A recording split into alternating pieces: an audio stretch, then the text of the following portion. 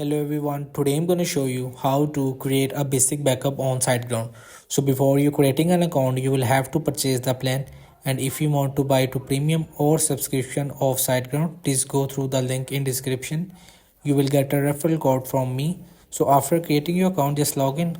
And how to create basic backup. To access the backups tools, go to your website site tools and security backup. So just tab on this backup and just create it.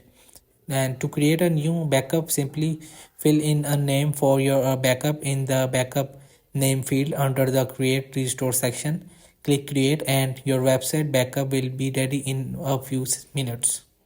So just tap on it, this create button after filling. So all your backups are listed in the first tab of the manage backups section, and if you want to specially see the daily backups created for free for all our customers, click on the daily tab. So hope this video help you. Please don't forget to like and subscribe and get notified for more videos.